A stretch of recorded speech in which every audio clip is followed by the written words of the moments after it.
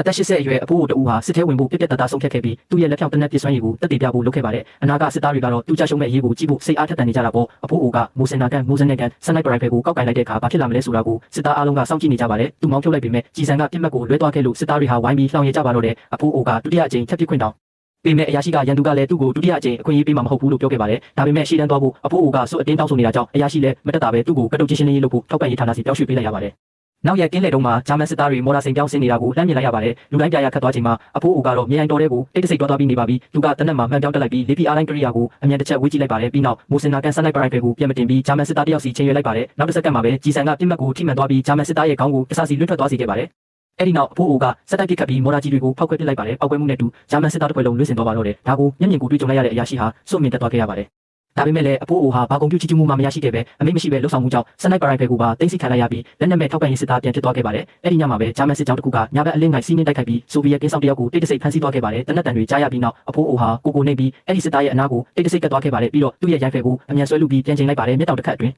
မှရင်သူက3ချက်စင်တရဆက်ပစ်ခတ်လိုက်ရာဂျာမန်စစ်သား2ယောက်တိတ်ဆုံးပြီး1ယောက်ဒဏ်ရာရသွားပါတယ်။ဒဏ်ရာရတဲ့ဂျာမန်စစ်သားကိုဖမ်းဆီးစစ်မေးရာကနေဂျာမန်တပ်တွေရဲ့တပ်ဖြန့်ချထားဖို့အနေအထားတွေကိုသိရှိခဲ့ရပါတယ်။အဖိုးအိုရဲ့စွမ်းရည်နဲ့တတိကိုအရာရှိကအလွန်သဘောကျသွားပြီးသူ့ကိုရှေ့တန်းတိုက်ခိုက်ရေးတာဝန်စီပြန်လည်ခန့်အပ်ဖို့ဆုံးဖြတ်လိုက်ပါတော့တယ်။စက်တိုက်ရှုံးနိမ့်မှုတွေကြုံရပြီးနောက်ဂျာမန်တွေကအဖိုးအိုကိုကလစ်စားချေဖို့သူတို့ရဲ့ထိပ်သီး ace စနိုက်ပါသမားကိုဆေးလွတ်ခဲ့ပါတယ်။မကြခင်မှာပဲအဲ့ဒီစနိုက်ပါသမားဟာအဖိုးအိုရှိတဲ့နေရာကိုအမိရချင်းရွယ်နိုင်ခဲ့ပါတယ်။သူမောင်းဖြုတ်ခါနေစဲမှာပဲစာလောင်မှုတိတ်နေတဲ့ဝင်းပလွေတစ်ကောင်ကသူ့မျက်မှောက်ထဲရုတ်တရက်ပေါ်လာပါတယ်။စနိုက်ပါသမားကတားရဲတစ်ကောင်လိုအော်ဟစ်လိုက်တာကြောင့်ဝင်းပလွေဟာကြောက်လန့်တကြားထွက်ပြေးသွားခဲ့ပါတယ်။ဒါပေမဲ့သူကမောက်စာကို 18K မျိုးစကူ 18K စနိုက်ပါရိုင်ဖယ်ကိုပြန်မတင်ပြ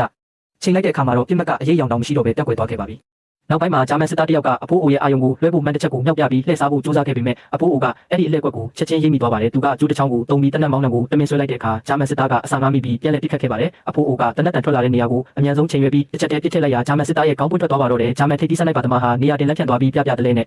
နောက်ဆုတ်ပြေးခဲ့ရပါတယ်။ဂျာမန်ရရှိကဒါကိုသိသွားတဲ့အခါအမျက်တော်သားချောင်းချောင်းထွက်ပြီးသူ့တပ်ဖွဲ့တွေကိုပြင်းပြင်းထန်ထန်ထိုးစစ်ဆင်ဖို့အမိန့်ပေးခဲ့ပါတယ်။ဂျာမန်တွေရဲ့ဝိုင်းရံပိတ်ဆို့ခြင်းကိုခံရတော့မှမို့ဆိုဗီယက်အရာရှိဟာထိတ်လန့်တုန်လှုပ်သွားခဲ့ပြီးအချို့ဆိုဗီယက်စစ်သားတွေဆိုရင်နေရာတင်စစ်ပြေးကုန်ကြပါတယ်။ဒီလိုအရေးကြုံနေတဲ့အချိန်မှာပဲအဖိုးအိုကလော့စပီကာကြီးကြီးတစ်ခုကိုတုံးပြီးအတန်လိုင်းလက်နက်စနက်ကွေးဖက်အဖြစ်ဖန်တီးလိုက်ပါတယ်။အတန်လိုင်းလက်နက်ကိုစတင်ဖွင့်လိုက်ချိန်မှာဆိုဗီယက်စစ်သားတွေကသူတို့နာရာ